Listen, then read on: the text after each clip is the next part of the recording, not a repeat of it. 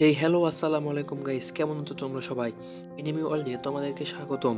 আজকে এই ভিডিওতে আমরা নতুন একটি এনিমি নিয়ে আলোচনা করব। এই এনিমিটি হচ্ছে মাই ড্রেস আপ ডার্লিং। বলতে গেলে এই এনিমিটা আমার বেশি পছন্দ হয়েছে। তোমরা যদি এই এনিমি শুরু থেকে শেষ পর্যন্ত দেখো তাহলে আমার মনে হয় তোমাদেরও অনেক ভালো লাগবে। তো বেশি কথা না বলে শুরু করি আজকের এই এনিমিটি। এপিসোডের শুরুতে আমাদের এই সিরিজের প্রধান চরিত্র ওয়াকানা গুজোকে দেখানো হয়। সে একটি হীনা দলকে দেখে তার খুবই ভালো লাগে এবং সে এই দলটির প্রশংসা করতে থাকে এবং বলে যে এই দলটি পৃথিবীর সবচেয়ে সুন্দর দল, যেটি তার দাদা তাকে বানিয়ে দিয়েছিল। এবং তার দাদা তাকে বলে যে তুমি চেষ্টা করলে আমার মতো দল বানাতে পারবে। সে এই দলটির মতো অন্য দল বানানোর চেষ্টা করে। এরপর দেখা যায় একটি মেয়ে তাকে বলে তুমি কেন ছেলে হয়ে মেয়েদের দল এত পছন্দ করো, এবং বলে সেজন্যই আমি তোমাকে পছন্দ করি না। এর কিছুক্ষণ পর দেখা যায় যে গোজোর ঘুম ভাঙছে এবং আমরা বুঝতে পারি সে এতক্ষণ একটি পাস্টের ঘটনা দেখছিল।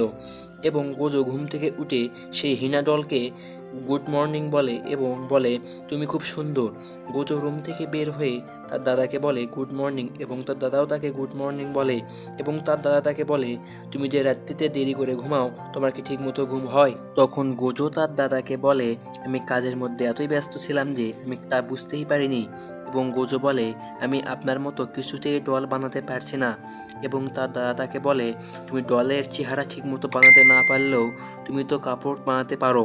তখন গোজো বলে হ্যাঁ সেটা তো ঠিক আছে, কিন্তু এখনও আমার অনেক কিছু শেখার বাকি আছে। তখন তার দাদা তাকে বলে বেশি তাড়াহুড়ো করার দরকার নেই, তুমি প্র্যাকটিস করো তাহলেই পারবে, কেবল তুই মাত্র স্কুল পড়ো।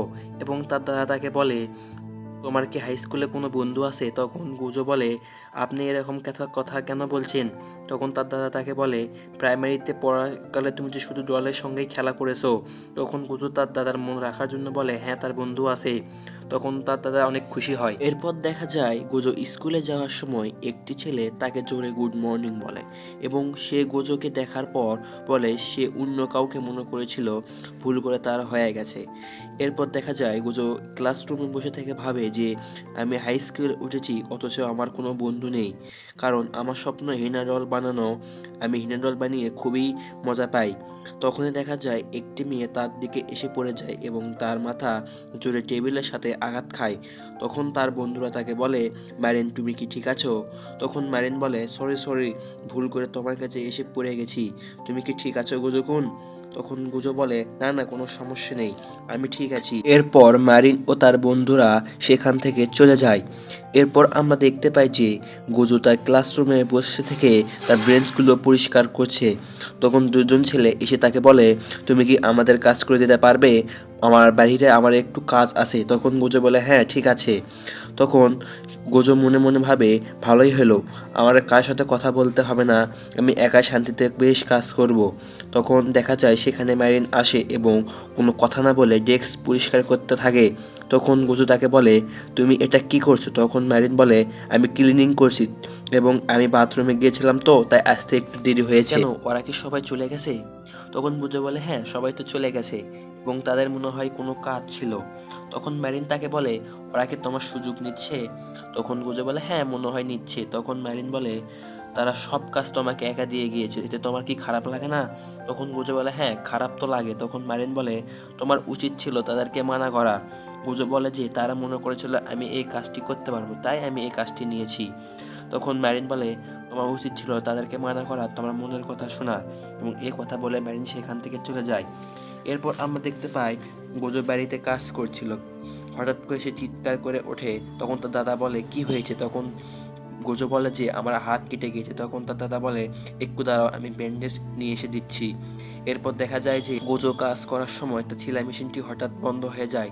সেটি তার দাদাকে সে বললে দাদা বলে সেলাই মেশিনটি পুরাতন হয়ে গেছে তো সেই জন্য এটি বন্ধ হয়ে গেছে, আমরা একটা নতুন কিনে নেব। তখন গোজো শুয়ে ভাবতে থাকে যে আমি আমার হিনা ডলকে কি কোনোদিনই বানাতে পারবো না। তখন তার মাথায় একটা আইডিয়া আসে এবং পরের দিন দেখা যায় সে স্কুলে সেই হিনা ডলটি ড্রেস বানাচ্ছিল। তখন সে বলে আমি হয়তো এখন এই ড্রেসটি বানাতে পারবো। ঠিক তখনই সেখানে মারিন চলে আসে এবং মারিন এবং গোজো তারা একে অপরকে দেখে কিছুটা অবাক হয়ে যায়। ঠিক তখনই গোজোর হাত থেকে হিনা ডলটি মাটিতে পড়তেই যাচ্ছিল, তখনই সে তা ধরে ফেলে। তখন ম্যারিন গোজোকে বলে, দেখি তো তুমি সেলাই মেশিনও চালাতে পারো। তখন গোজো বলে, হ্যাঁ, এটা আমার ফ্যামিলি বিজনেস, আমি ছোটোবেলা থেকেই এরকম হিনা ডল বানাই। তখন ম্যারিন বলে, তোমার হাতে থাকা ওই হিনা ডলটি খুব সুন্দর, এবং বলে, তুমি কি ওই ডলটির মতো আমাকে একটি কাপড় বানিয়ে দিতে পারবে? তখন সে তার ড্রেস চেঞ্জ করতে থাকে। তখন গোজোকে বলে, তুমি একটু ওর দিকে তাকাবে। এরপর গোজোকে তার দিকে তাকাতে বলে এবং ম্যারিন দেখা যায় একটি কালো ড্রেস পরেছে। গোজো তাকে বলে, তুমি এটা কি পরেছো ম্যারিন? তখন ম্যারিন একটি ছবি বের করে দেখায়, যে বলে যে আমি এই ছবিটির মতো হতে চাই, দেখো তো আমাকে এই ছবিটির মতো লাগছে কিনা। তখন গোজো বলে, না, তোমাকে কোনো মতেই এরকম লাগছে না। তখন সে তার ড্রেস ধরে বলে, এখানে ঠিক মতো সেলাই হয়নি, এখানে ঠিক মতো কাটস হয়নি, এখানে ঠিক মতো রোল হয়নি। তখন ম্যারিন তার কথাগুলো শুনে কাঁদতে থাকে। তখন গোজো বলে, আমাকে ক্ষমা করে দাও, আমি তোমাকে কাঁদিয়ে দিয়েছি। তখন ম্যারিন বলে, না ঠিক আছে, কিন্তু আমাকে এরকম একটা ড্রেস বানিয়ে দিতে হবে। তখন গোচু তাকে ওয়াদা করে যে সে তাকে এই ড্রেসটি বানিয়ে দেবে। তখন ম্যারিন তার কথা শুনে খুব আনন্দ পায় এবং আনন্দে নাচতে শুরু করে, এবং এখানে শেষ হয় এই সিরিজের প্রথম এপিসোডটি।